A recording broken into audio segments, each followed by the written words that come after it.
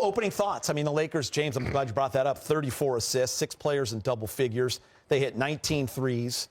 Pretty impressive big game, just the way they're playing basketball when healthy and that ball's moving. You know, when you work hard to develop team chemistry, and that's something that, you know, Coach Redick has done along with McMillan and Brooks and the rest of the coaching staff. These guys believe in what they're doing. So when you have a collective guys that believe in what they're doing, you might win a few games without some star players. Obviously, we did lose some, but the way they're playing never stopped. You know, even when they were losing, they were still trying to play with rhythm, move the ball, get other guys. And it's, you know, it's the others that really are starting to emerge.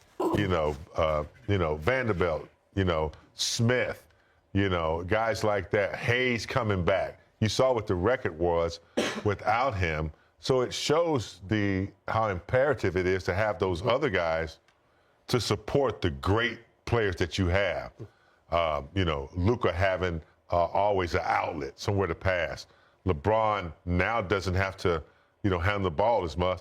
He's off ball. And then if you ever get in dire need and desperate, you always have Austin Reaves back there to make sure that things are continuing to run smooth. Everybody that was on this team, NBA was a star at one point on their team. They got a lot of shots, they got a lot of touches. And when you get to a certain point like in the NBA, you become what they call a role player, and you don't get to shoot as much. But when you get a player like Luka, like a LeBron, like an AR, it excites you, man, because you get down the floor quicker, you get to your position faster, and you're ready to shoot. And it makes you play better defense. And right now, playing with Luka, playing with LeBron, playing with AR, these guys are excited. You know, they're excited to play the game because they know at the end of the day they're going to get a shot, no matter who they are or where they are. So that's the most important thing to me, that it makes everybody a part of the group. And, Brez, how nice is it when you have MVP candidate LeBron James out, Rui out, yes, 2 starters, and you can fill it in with Dorian Finney-Smith and Jordan Goodwin fills that spot, and they hit 7 threes between them, 15 points each. They're plus 24 between them. That's a nice luxury to have. Yeah, we talked about pregame. You know, when you're good on the second night of a back-to-back, it shows a couple things, James. You're good. You know, you've got talent, obviously. You got depth. This team has an enforcer. His name is Jared Vanderbilt. You don't want to go too far and get suspended by, like, hey, Sohan threw the ball at him. He wasn't going to take any of it. He got himself booted. He'll probably be upset about that. That's going to cost him a few grand. But I like the fact that they're tough. This team is hitting threes, they're playing defense, and they're tough. Who was an enforcer in the writing world during your time, Brez? Were you an enforcer? If someone came in and put their laptop where it was supposed to be, did you knock that thing out of the way? And that was you? Brad Turner, his email used to be madbt at whatever. BT, the space is tight in there sometimes. Now you guys elbowing around. I used to see you guys in there, sometimes a camera guy hits you on the head when you're getting in the scrum. You start bleeding a little bit. Hey, man, that's one less real nice sweater, too, for Vando. But you know what? It's worth it. I mean, Big Game was watching it. You loved it. I mean, listen, the guy's going to throw a ball at you. You know, you can't let him do that in your house. It wasn't a playoff game. It looks like we had the game in hand.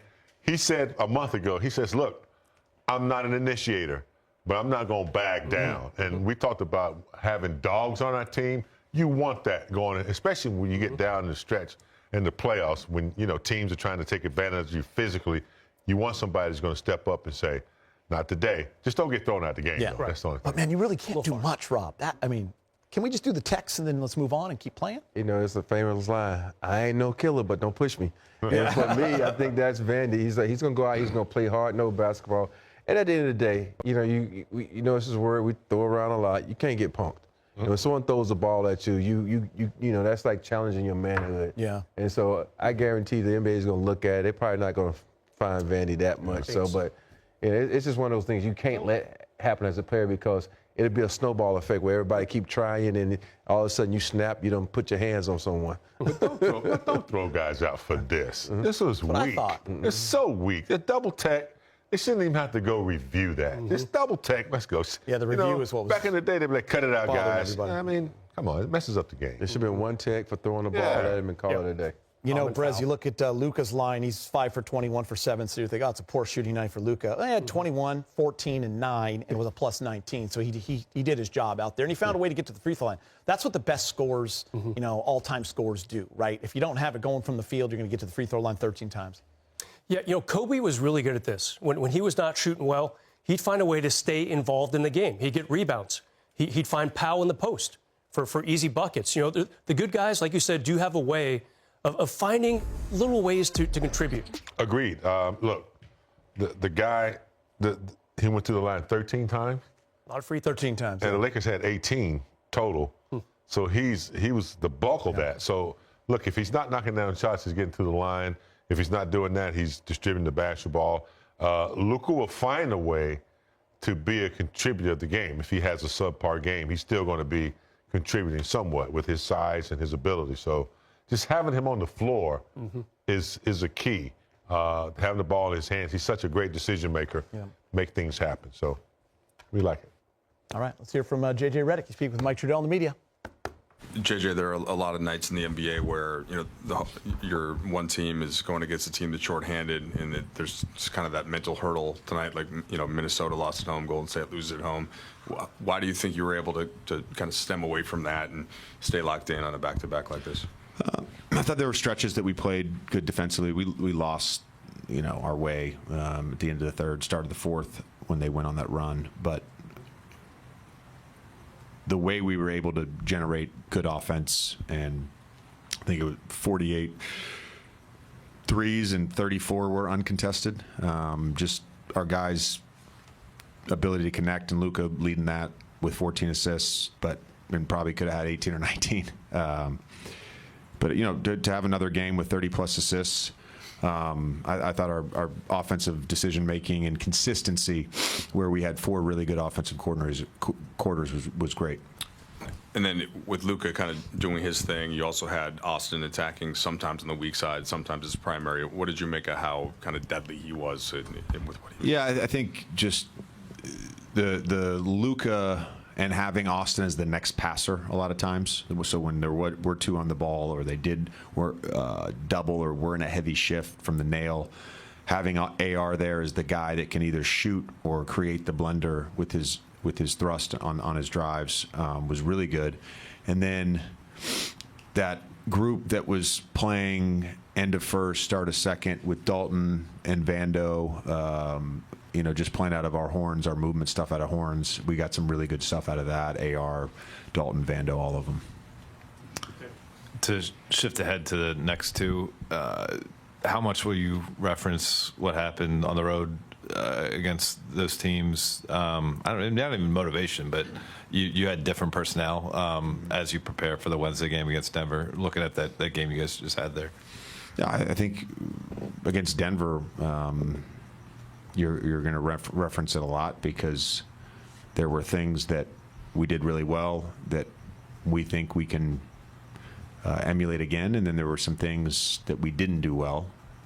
And particularly with that game, our transition defense has to be better, and then we have to do a better job of protecting the paint against Milwaukee. JJ, I don't think you'll play a lot of games necessarily. We'll shoot almost 53s, and 70% will be. I thought I was sorry. I lost you there for a second. I'm going to play no games. I'm not going to play any games. I'm done.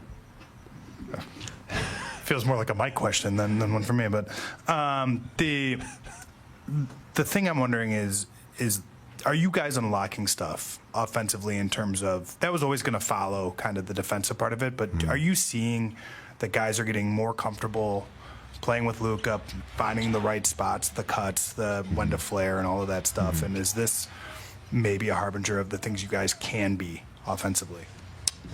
Yes, and I think for us to fully unlock our team offense, we need to be whole. Again, going back to our group and their responsiveness to everything throughout the season, they generally have done an outstanding job. When we've challenged them on certain things, they've responded. I think Greg has done a really nice job with not a lot of court time over the last few weeks, and really breaking down on film what we want our spacing to look like versus blitzes and pick and roll versus doubles in the post versus doubles from the nail versus fires from the top. Like we've done some really good things against that. And then just if they're not going to double and they're not going to blitz, like our packaging around that has I think been good. And even in some of the games where we haven't necessarily had a great offensive rating, you can kind of attribute that to turnovers and missing shots. I mean, even just the last 2 games, our rim efficiency was really, really poor. I think we were like 10 for 23 at the half against Denver, and it wasn't great yesterday against Phoenix either. So I think it's all going to come together where, we're finishing, we're passing, we're taking care of the basketball, and we're making threes. But pleased with how we're able to generate good looks fairly consistently. Go inside the locker room. Someone's with Allie. Austin, I believe. Sparkling water is good, man. Austin, just starting with the stretch that you guys are in right now, obviously no excuses, but what stood out to you most about this one and the job you guys were able to do? I just thought we, played hard, stuck to the game plan, and we continue to build that chemistry, and I think you can tell by the way we're playing. Everybody's sharing the ball. Luka obviously causes so much, havoc for teams' defenses that the majority of the time you got to blitz him, and then you're playing 4-on-3. So it's just a fun brand of basketball, and after a long road trip that we was really bad on, it's good to get home and get back to winning. I know you talked to the guys in the studio about the 34 assists, but just in terms of the overall chemistry, without 2 of your starters, for example, how are you guys able to kind of make it seem so seamless? I think it's just a next man up mentality.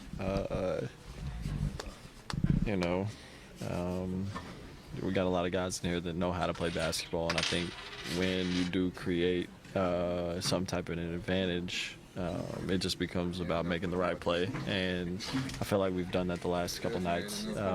So it's fun. They don't often rely on you to have to score a lot. Tonight you had 30. What was it like to have that kind of an offensive game? It's fun. I mean, I really just like winning at the end of the day, regardless of what they ask me to do. Like to win, and that's really the fun part about team sports is winning. What's the thought of getting Denver again so quickly after playing them to the last minute there last week? We know we're going to come in and they're going to be prepared, and it's going to be a war like it always is. They're a really good team that has really good players that play really good together, and I feel like we have the same, and we got to be locked in and ready to compete on both ends. Have the last couple of years postseason matchups, does that bring a different regular season feel to the game? I don't think so. I think every game is different, but you have the same mentality going in, and it's win. Obviously, they've kicked our ass the last couple postseasons, and we want to return the favor, but you want to beat everybody you play. All right, here it is. Yeah, speaking of everyone you play, Western Conference standings. So the Rockets had a crazy comeback at the end against Philly. Went to overtime and they won. Big one coming up against the Nuggets on Wednesday. So James, Rob, Brez, this is kind of that time of year. I mean, 15, 16 games left, depending on the team. And every single one's going to count, and it's going to change every night. And the jockeying has started. Yeah, the juggling down there in the standings, it really gets interesting down the stretch here. But, the one thing I think the Lakers are aware of, they are aware of where they are. Mm-hmm. Even with players out, they're playing solid basketball, and I think they're ready to take on the challenge of, staying right in that top 4 would be nice. Mm-hmm. You know what I'm saying? You get some home court advantage early. So, yeah, you get LeBron, Rui back. Then you make a strong case down the stretch of trying to win some games to position yourself to be where you need to be in the playoffs. It's so important. A lot of times guys are like, well, we don't care where we are in the seeding. When you have a major trade as the Lakers, you're still developing that rhythm. And so what's better, be at home where you can get good practice time on your court And so that's the rhythm that I'm looking for these guys to develop, because we said it earlier that Luka's still getting in shape. We still don't have 2 starters back. So that's going to be vital, because they're missing some significant time because they've been out. So they need to get back into playing shape. So they need some home court cooking going on. It's been 5 years since they were the higher seed in a playoff series. I mean, that year it was the bubble, so it wasn't really a home court series, right? So it's time for them to be a top 4. No more playing. Looks like they're going to avoid that. You know, it's not guaranteed, but now you got to salt away that top 4. And Guy, just a couple weeks ago they were 2, and then a couple days ago they were down to like 5, and now you can slowly or quickly, I should say, move up or down in this in the top 5, top 6 in the West. You know, as I said, think about it, I always laugh at when guys say, "Oh, it doesn't matter where we are," and it's about 95% of those guys that say that never won a championship. I'm like, dude, that shit does matter where you are. It makes it a lot Can I say easier. that next time someone says it to me and I'm interviewing them? I say, well, by the way, Rob has. Yeah, just say, hey, have you won a championship? See, Robert already told me you was one of those 95. Hey, Luka, how encouraged have you been about the shot quality that you guys are getting on offense, and kind of the way your teammates are learning to play with you, and what spots to be in, Jackson returning, Austin on the weak side, all of those things? What's encouraging to you, and where do you feel like is the final piece? Yeah, I mean, people start learning that at some point in the game, you know, they're going to double team me. So, like I always say, I accept that, and I like playing that. Saves my energy. And, you know, you just got to play 4 and 3. And I think guys are doing great out of there. Luka, you guys play Denver on Wednesday. Obviously, just coming off the recent game in Denver, but this franchise has history with them. I know you have a relationship with Jokic. Kind of how do you view them as a opponent to be reckoned with in the Western Conference? Look, I think the team that has Jokic on is always dangerous. With him on the court, there's always danger, and it's hard to play against him. He knows all the tricks. He's an amazing basketball player, but that's fun. That's fun for us. You know, that's a challenge for us, and it's fun. We like challenges, and I think it's going to be a great game. Luka, JJ told us that I think 70% of the threes you guys created tonight were uncontested. I mean, wide open. As Dorian would call them, butt naked, wide open 3-point shots. For the shot quality to be that high on a night when you particularly didn't shoot it very well. Not terrible. What does that say about the potential for this offense? Also knowing that you've got, 40 points a game or whatever it is between LeBron and Rui on the bench waiting too. I mean, it just shows the team we have. I think we share the ball very good. When we play with pace, it's very hard to stop us. And, like you said, open threes are, when you have that many open threes, you should win the game and you should make threes. So we just got to keep playing like that and share the ball like we do. Last week, JJ told us that he wanted to get more off-ball movement, specifically for you and AR, installed into the offense. Seemed like you guys were able to get to that, not just tonight, but even last night, especially early in the game. For me? Excuse me? For me, off-ball? Yeah, like you coming off ball, like screens off the ball, and then eventually getting the ball. Yeah, I know what you're saying. I'm kidding. What do those actions do for you, and do for the team when you're able to operate that way? Makes my life easier. Those actions that he put.